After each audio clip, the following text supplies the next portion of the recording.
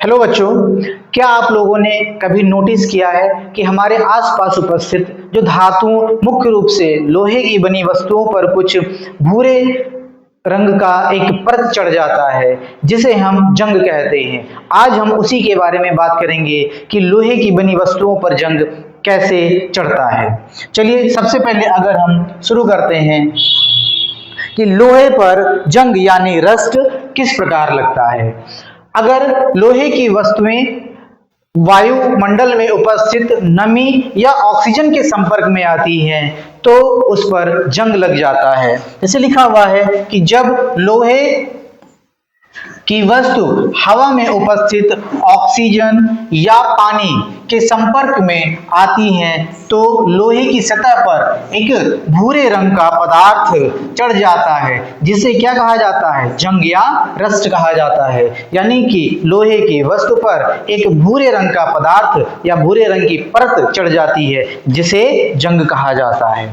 ठीक, अगर हम इसके अगले टॉपिक पर बात करें कि रस्ट क्या है, जो रस्टिंग का जो एक प्रोसेस है वो असल में है क्या, तो ये असल में यानी एक्चुअल में एक प्रकार का केमिकल रिएक्शन होता है, यानी एक रासायनिक अभिक्रिया है। लिखा हुआ है रस्टिंग एक धीमी ऑक्सीकरण अभिक्रिया है। ऑक्सीकरण अभिक्रिया एक प्रकार की रासायनिक अभिक्रिया होती है। जैसे अगर इसकी अभिक्रिया की बात की जाए तो जब आयरन ऑक्सीजन और नमी की उपस्थिति में आता है तो एक आयरन ऑक्साइड का निर्माण करता है और यही आयरन ऑक्साइड क्या कहलाता है, जंग कहलाता है। लिखा हुआ है जहां आयरन का ऑक्साइड ही क्या कहलाता है, हाइड्रेटेड आयरन ऑक्साइड कहलाता है और यही क्या है, जंग है। यही क्या है, जंग है।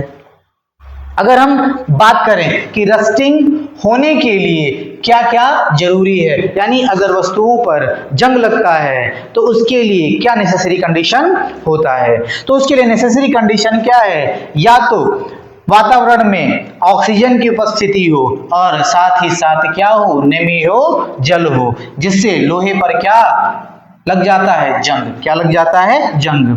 लिखा हुआ है जब ये तीनों चीजें साथ होती हैं तब रस्टिंग की प्रोसेस वहां पर होती है।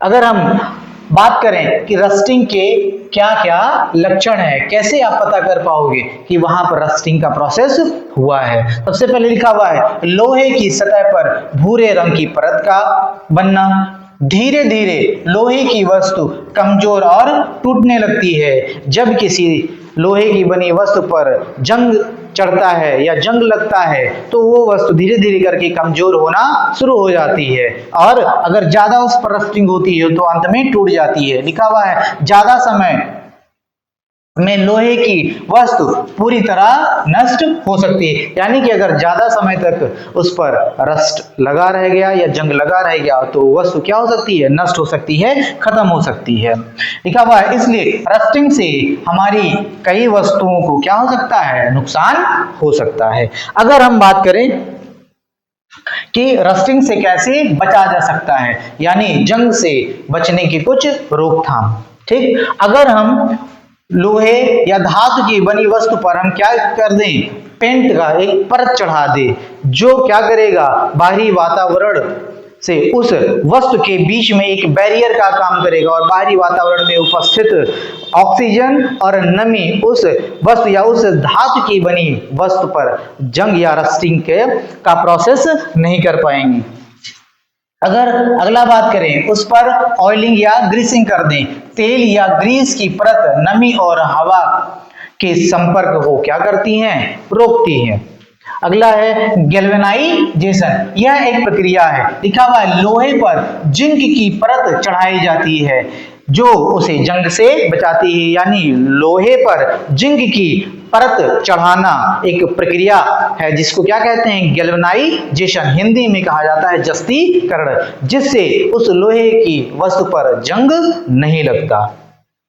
अगला बात करें एलॉइंग, यानी कि अगर धातु को मिश्र धातु में बदल दिया जाए। मिश्र धातु का मतलब होता है जब दो या दो से अधिक धातुएं आपस में मिलकर एक विलयन तैयार करती हैं तो उस बने विलयन को मिश्र धातु कहा जाता है जिससे जंग नहीं लगता। अगला है कैथोडिक प्रोटेक्शन। लिखा हुआ है जहाजों और पाइपों को जंग से बचाने के लिए या विध का उपयोग किया जाता है। बड़ी बड़ी जहाजों में, बड़ी बड़ी पाइपों में जंग से बचने के लिए इस उपाय का प्रयोग किया जाता है। अगर हम दैनिक जीवन में कुछ उदाहरण की बात करें या हमने आसपास जंग कहाँ देखा है, तो जैसे अगर हमारी साइकिल पुरानी हो गई है या कहीं पर बाहर पड़ी हुई है तो उस पर हम क्या देखेंगे, जंग लगा देखेंगे। या लोहे के गेट या लोहे की वस्तुएं कहीं आसपास अगर पड़ी हुई हैं तो उस पर हम जंग देख सकते हैं। कुछ हमारे औजार हैं जो ज्यादा दिन से प्रयोग में नहीं आए हैं, उस पर भी जंग लगा हुआ दिखाई देता है। कील हो गया या पेच हो गया, इस पर भी जंग लगा हमें दिखाई देता है। अगर हम कुछ याद करने वाली बातें अगर हम नोटिस करें, लिखा हुआ है रस्टिंग एक रासायनिक अभिक्रिया होती है और उस रासायनिक अभिक्रिया में भी ऑक्सीकरण अभिक्रिया होती है। यानी रस्टिंग एक प्रकार की कौन सी अभिक्रिया है, ऑक्सीडेशन। ठीक, लिखा हुआ है या ऑक्सीकरण अभिक्रिया है। ठीक है, यानी कि ये नीचे लिखा हुआ है रस्टिंग के लिए किन किन चीजों की आवश्यकता है, हवा और पानी यानी नमी की आवश्यकता है। रस्टिंग को रोका जा सकता है लेकिन पूरी तरह से हमेशा के लिए रोकना क्या है, कठिन है। यानी रस्टिंग को कम किया जा सकता है लेकिन अगर पूरी तरीके से अगर खत्म करना हो तो रस्टिंग को हम पूरी तरीके से खत्म नहीं कर सकते।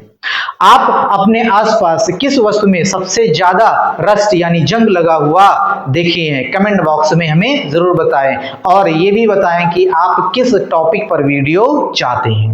तब तक के लिए बेस्ट ऑफ लक।